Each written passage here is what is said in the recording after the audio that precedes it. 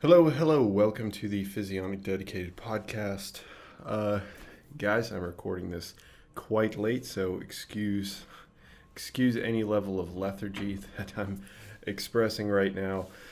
I wanted to quick talk a little bit about the alkaline diet. You may be familiar with it. If you're not familiar with it, I'm sure there are many variations of it, but the general gist is that you consume particular foods that are alkaline or base like, relative or based on the, no pun intended, on the pH. So if something is more alkaline, then it's going to have a higher pH. If it is more acidic, then it's going to have a lower pH.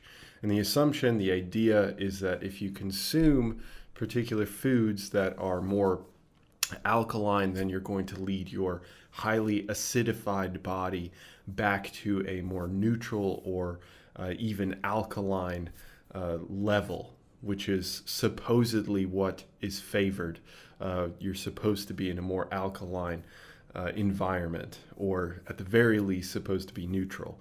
Well, very little of that is actually true, though. The foods that you consume are, regardless of their pH, it's not going to make a difference. The reason is because when the food, if it is incredibly alkaline, for example, if it is a high base food, let's say a pH of 12, then when it gets into your stomach is the region of your body that's highly acidified. It's got a pH of 1, and it's filled with hydrochloric acid. So if you introduce, let's say, many different alkaline foods, we're just going to go with that premise.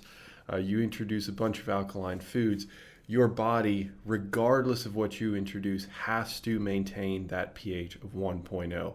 So hypothetically, your pH would increase a little bit in your stomach, and that would be counterintuitive because your body would then adjust by simply synthesizing, and secreting more hydrochloric acid. So it's going to completely overpower any of the food that you'd just consumed that was alkaline.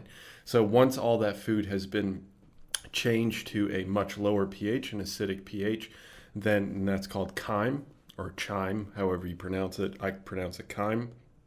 Then that ends up in your intestines, where it is then neutralized. So then the pH is then brought back up to about 7, and that's how you're able to absorb those different food molecules and put them into your bloodstream, and then for them to go to your cells. But by that point, regardless of the pH that they were outside of the body, once they enter in the body, especially in the stomach and beyond, the pH has been changed to what the body wants. So regardless of what the food pH was, it makes no difference anymore at that point, because your body's going to put it in the state that it needs to be.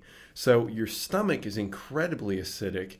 Your intestines, at least in the top section, your duodenum of your intestine, might be a little bit more acidic as it's slowly trying to neutralize these different chyme molecules that are entering it. And aside from that, your blood pH has to be maintained at 7.35 to 7.4, so a pretty strict range. If it goes below that, you're going to die. If it goes above that, so the idea that you are in a more alkaline state, that you're healthier, that's absolute rubbish, because if you are above 7.4, you will also die.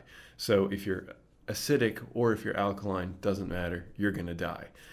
You need to be at a neutral or roughly neutral pH of 7.35 to 7.4, somewhere in that range.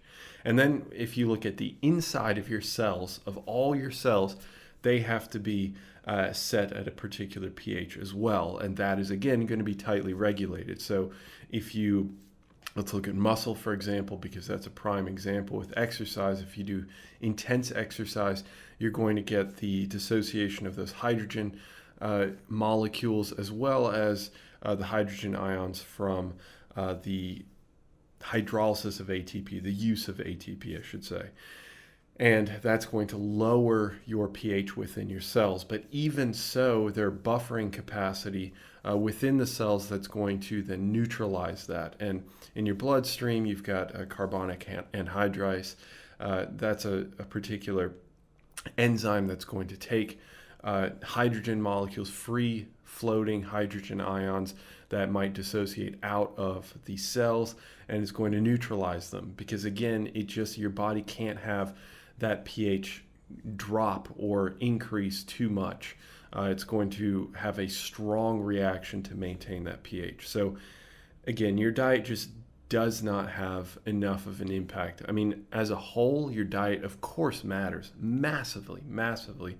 But in terms of your actual pH, trying to deacidify your system or trying to make it more alkaline, or on the flip side, if there are diets out there that are trying to make it more acidic, it's the exact same story. It's just not going to have an impact. Just like I said in a previous podcast episode, you can't outsmart your own body. It is far, far too intelligent and just evolved to a level that we're still trying to comprehend. That's how brilliant it is. So, alkaline diets, bunk. Don't worry about it. Don't just don't sweat it. All right, well, that's what I've got for you. Excuse the tired nature. I'm quite exhausted, but I wish you a pleasant day, and I hope that I have the pleasure of speaking with you in the next one. Have a good one. See ya.